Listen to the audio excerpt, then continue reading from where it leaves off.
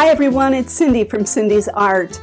Today I am going to do a simple 4x6 warm-up painting, and I chose my focus as a church and the field, and I wanted to actually paint this very softly.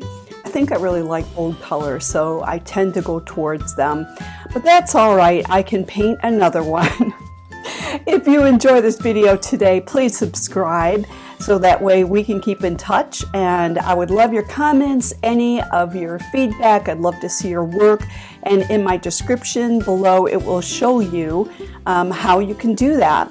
So I start with the light in a watercolor painting, and I painted the sky. I used a little tiny bit of phthalo blue and horizon blue in there, and then I added a little bit of alizarin and crimson. Alizarin is one of my normal colors that I would use in there, and in this painting I also used quinacridone scarlet, which is a really fun color. Any of your quinacridones, take a look at them. The way that they build in color and in texture is just amazing. We'll talk about that another day. I used a little bit of permanent violet in here, a little bit of sap green for the greens. And as I laid out just these first colors, I will let those layers dry, and then I'm going to add in some more colors along with this.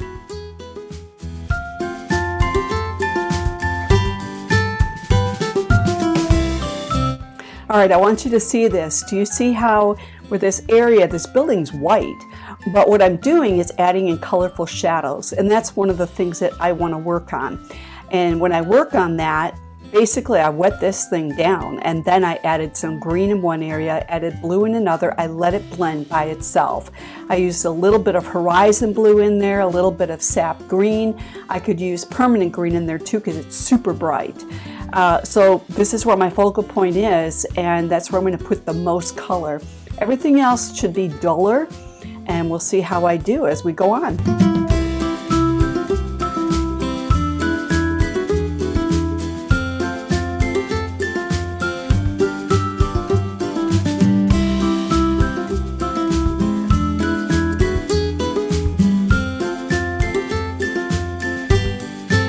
So I laid out the sky, very light. I laid out the focal point, which is the house, and then I'm softly adding colors around this field and what's close to me, this dark grassy area. And I'm doing this because I want to get a feel for the picture. Where am I going to have what? And I put in reminders. So I put the browns and a little bit of dark in the foreground because I want to remember that's going to be darker than everything else. So I am going to let this dry. You can see where this is, and then what I'm going to do is add in some of the details and the shadows. And in this area, I would always recommend, I like the color neutral, but I never use it pure. I prefer to add in a little bit of blue, a little bit of green. Black is never black. Black is the absence of color, but when you're painting, it's always best to have a little bit of another color in there. Think of your browns, think of your purples. And since I'm working in the distance, these are cooler colors. They're not warmer. They're going to be warmer as they come closer to us. So cooler is more in the distance, and warmer can be closer to us. So I'm going to finish up with a few more details. I'm sketching so I remember some of the detail of this building, and then I'll move on.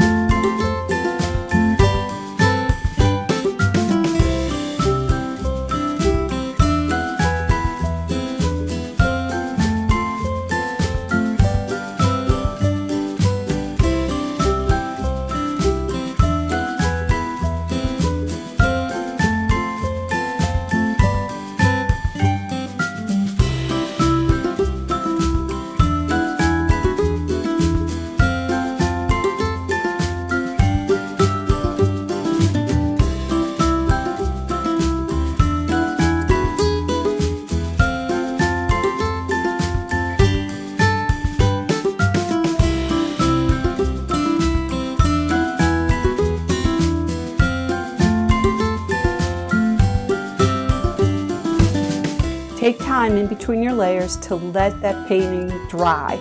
You could take the back of your hand and touch the paper gently, and if it's cool to the touch, that means it's wet. So you don't want to paint on it yet. You want to let those colors get deep into the paper, so then when it's bone dry, you want to add more color on top. It's not going to wipe off what you just did. So right now I'm playing with colors, I'm playing with my midtones, and as I'm working on this, I'm deciding, do I need to darken up the very back behind the building? The answer is going to be yes, I'll do that later on. Right now, honestly, in my head, I'm like, how am I going to paint this grass? These are questions I ask, probably you will too. So use the side of your brush. One of the things that I will do when I am painting grass, yes, I'll use the tip and pull it up top, and that's great, but also I will take a paintbrush and I will put a little paint on the side of it, and I'll take that like I'm holding it horizontal right to the paper, and I will scrape it upwards, and that creates like these really cool like brush strokes. So as I've worked on the field a little bit, I'm going to think about it, decide, and I've moved on. See what I mean? That field back there needed to be a lot darker. Why?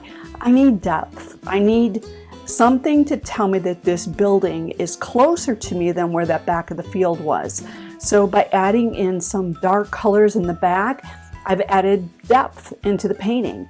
And as this painting moves on, I really tend to love glazing, which is adding another color on top of a dry layer. So you're going to see that as painting moves forward. And right now I'm just laying in a few more details with my pen. I tend to try to give you as much information as I can while I'm demonstrating what I'm doing. So put this video on slow if you are trying to paint along.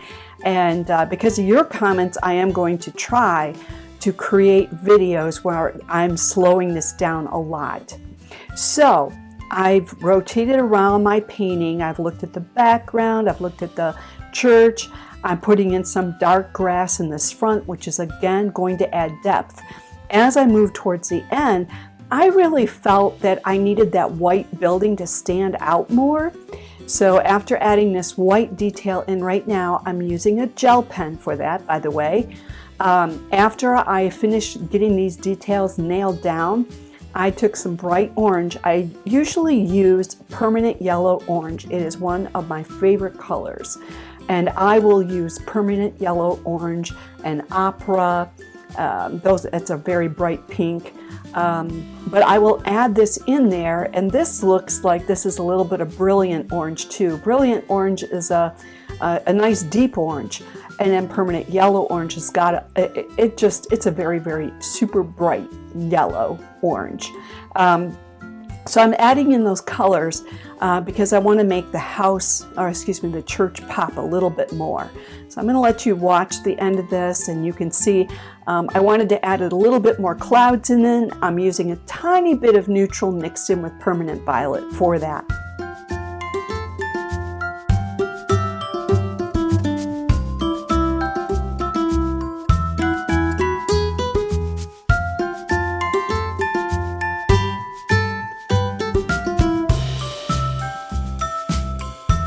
I need to time myself when I paint because I need to create short warm-up videos. Sometimes I get into so much detail like I did with this painting, but I really enjoyed it, and that's the point of it all. So I am thankful again to have you with me. Again, I'd love to see your work and how yours turned out. This is mine, simple warm-up, splattering, whites, darks, etc. And there's a lot more videos that are on my channel. I would love to see you back again. Happy painting, and we'll see you next time.